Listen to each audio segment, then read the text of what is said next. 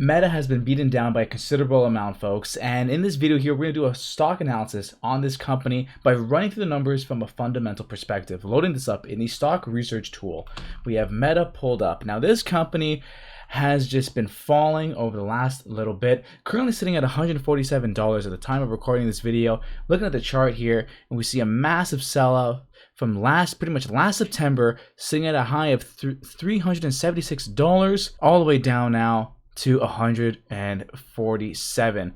And here's our 52-week range, folks. 361 down to 144.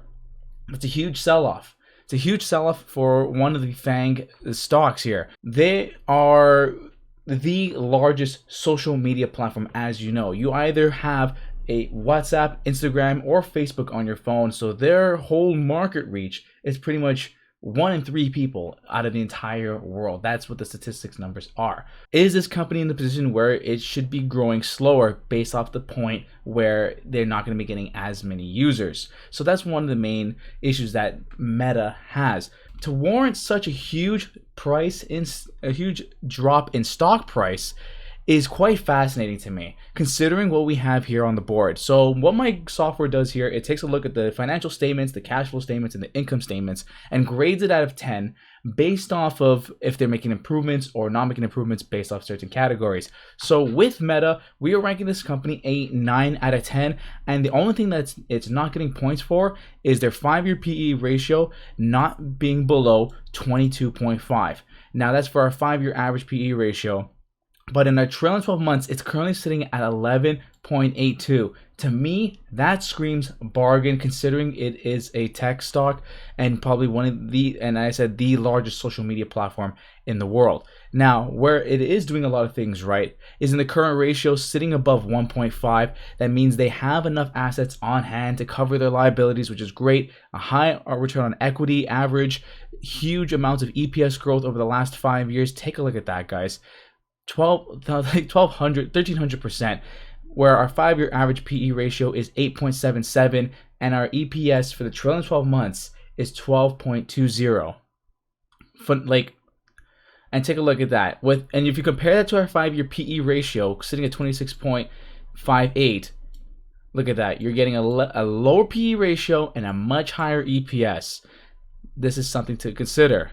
Now, our EPS growth, as I said, it's up. Our debt to equity is low. That means that they're building the business through equity and not taking on debt. So that's phenomenal to see. They are also buying back shares. So our share dilution is going down. So they're getting a point for that. Not by huge amounts, but they're decreasing the pie, which is phenomenal, which we want to see, as well as our net income, our revenue growth, free cash flow growth have all been increasing, as well as we have a very high return on invested capital for our average. So just scrolling through these different categories, Meta has been doing a lot of things right. So on a fundamental perspective, they know how to make money, they know how to manage money, they know how to conduct business, but the stock price is down. So what that tells me is there's some sort of mismatch in the market, and this is a prime opportunity to figure out if this company is undervalued.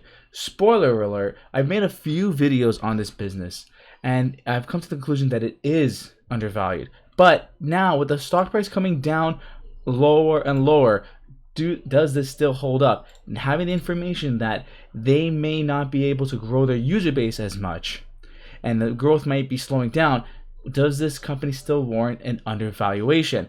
Well, what we're going to do, folks, is we're going to go into the price analysis section of my software here, where we'll price out a 10-year evaluation of this business using the historic numbers that we have shown with low revenue growth numbers, and figure out what we should be paying for this company today, granted, and see if it's still in that undervalued territory. Before we jump into the last section of the video, if you're enjoying the video so far, hit that like button, hit the subscribe button. It means a lot to me, it means a lot to the channel, as well as the software. Guys, I know you're desperately waiting for this software to come out, and we are so close to dropping it. I'm hoping to get this out to you guys within the next week or so. Like it's literally that close.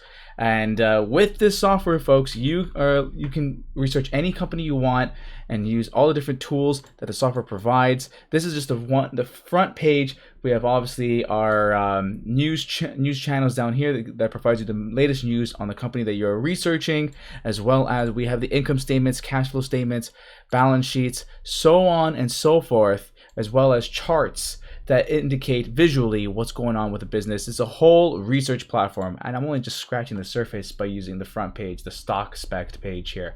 But with that being said, folks, my assumptions here, if you're new to the channel, I like to be conservative as possible, so I assume some pretty low revenue growth numbers for Meta going forward. So I did 5, 6, and 7% going forward over the next 10 years, and I kept the profit margin and free cash flow margins roughly what they've been what they've been able to do over the last 10 years or so, and but I gave them a slight haircut with my price to free cash flow and PE ratio.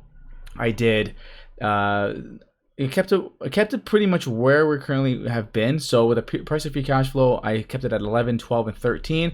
As well as PE ratio, I hovered around this 11 mark, being 10, 11, and 12. Desired return of 13%, and we're going to calculate what we should be paying for the business today. But here's my assumptions, folks. I've never really gone this low with revenue growth, so I wouldn't be surprised if it comes out to be a little bit higher. But if that's the case, then, well, watch this, folks. I'm going to be proven wrong. Take a look at this, guys. Current price comes out to be $147, and our average calculation comes out to be $196. So essentially, folks, if you were paying on the conservative side of $162 for this share today, you can assume to be making a 13% return based off 5% revenue growth over the next 10 years based off my calculations. Now, here's the thing, folks. Does that mean you should go out and buy Meta today? No, this is the first step. You should definitely go out and do some more research. But full disclosure, I own shares of this business, and for the sole reason that I fully believe in the metaverse going forward as one of the key components that will drive this company forward, and it'll get their second wind of higher revenue growth. I wholeheartedly believe generations, like anyone that's born in, let's say, the Generation Z category, are going to be fully engulfed in this virtual space. I think if this is the progression that people are wanting to take and wanting to get surrounded in this virtual reality as a means of an escape. There's a potential that I may be wrong. I could be dead wrong based off what my assumptions may be, based off how successful the metaverse is. However, what I'm not wrong on, and I believe I won't be as wrong on, are these revenue growth numbers. Do I think they'll do more than 5% revenue growth over the next 10 years? I think so. They've been growing massively over the last 10 years, massively over the last 5 years. So for them to grow even the revenue just by a smidge over the next little while, it just makes complete sense to me. But you may disagree with me. But you know what? We can put an additional margin of safety. We can go 3% revenue growth, 4 and 5. And let's see how that comes out to be.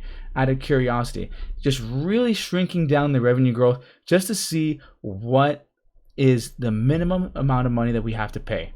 So take a look at that, folks. At 4% revenue growth, well, our DCF actually got hit.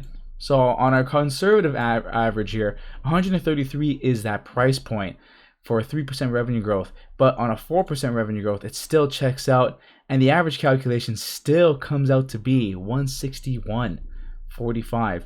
And these are really low revenue growth numbers, folks. So the conclusion here, folks, to me personally, Facebook, Meta, it's all the same, but it's all still very much undervalued from a numbers perspective. Do I think their growth is going to slow down by a little bit?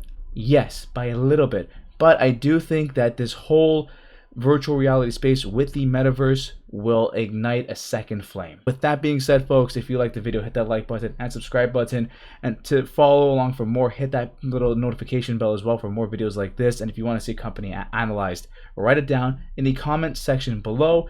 And as I said, folks, this software here will be available to you, my viewers and subscribers, so stay tuned for that. I'm working very hard to get this out to you, and I know some of you are getting impatient with me, and I apologize.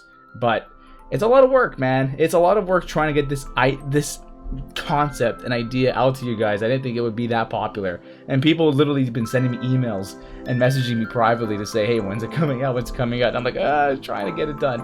But yeah, that's the video. So thank you so much for watching. I will see you in the next one.